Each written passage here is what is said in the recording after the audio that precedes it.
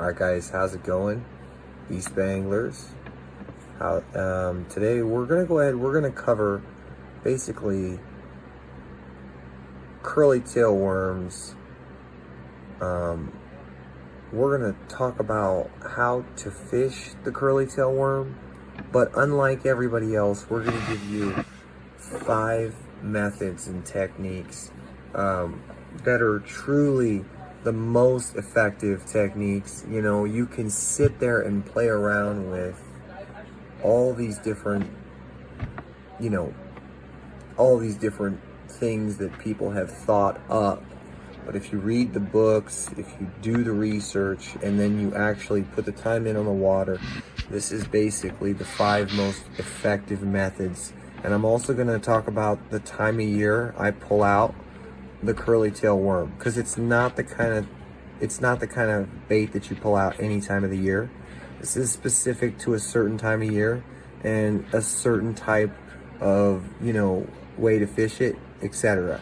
So let's go ahead, let's talk about the curly tail worm. Some of the good curly tail worms on the market are going to be Gary Yamamoto, they're going to be Robo Worm. Okay, next, let's move on. Let's talk about fishing the curly tail worm. Now, everybody knows there's a lot of ways to fish it. Let's say you're starting out and you want to make it simple. I recommend Carolina rigging with a sliding sliding egg sinker to a very small black barrel swivel or snap swivel, and then have a leader, and then attached to that leader you're gonna have the bait. And for me personally, I like to Texas rig it. Some people, they'll leave an open hook on that Carolina rig, and that really works if you have a lot of, you don't have any cover, you have no cover. If you have a lot of cover, you have to Texas rig it. Either way, this allows you, by Carolina rigging it and Texas rigging it, to fish it slow, fast. I mean, you can just you can't really fish it wrong. I would recommend don't necessarily fish it too fast. Start out a bit slower, and then if that doesn't work, you can power fish a curly tail worm. We'll talk about that in a second. So one of the other ways I really like to fish, and summertime is going to be when the curly tail worm excels. The end of spring, summer, fall. And one of the places that I like to focus on, obviously coves, points, island tops, and ledges, structure, riprap, rock.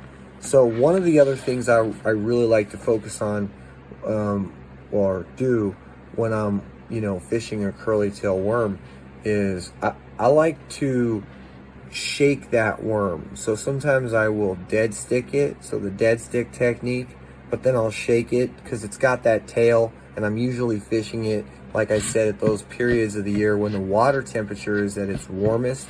Those fish are more active and more susceptible to basically being enticed to taking the bait than any other time of year.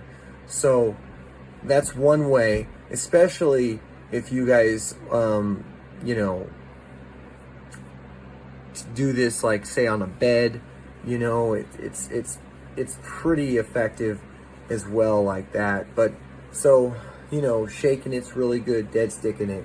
And let's talk about power fishing it. Now, power fishing it is going to be covering a lot of water. You're going to drop shot it, or you're going to throw it on a jig head like a darter or a ball head, and you're just going to toss it around.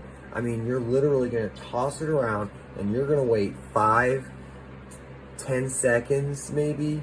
No, yeah, 10 seconds max. I mean, 10 seconds. Burn it.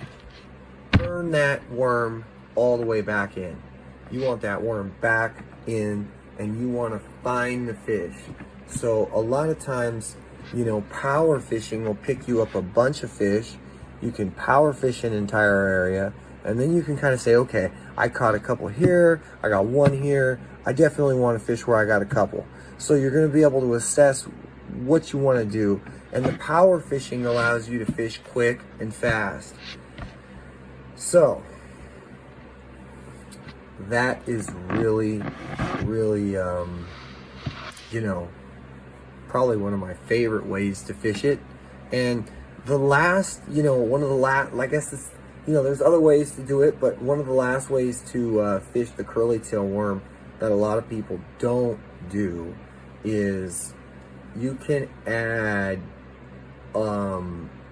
bells, which essentially in bad water clarity, you know, bells, a lot of people use rattles, but the rattle, I feel like it just has not been very good to me. Let's just say that when I use certain rattles, they don't work very well.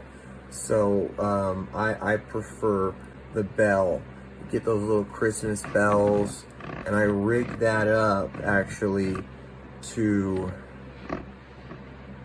the front of that worm, so it's actually in front of that worm, and it's gold, so the bells I have, so you know, it's basically gold and whatever the color of the curly tail worm is going to be.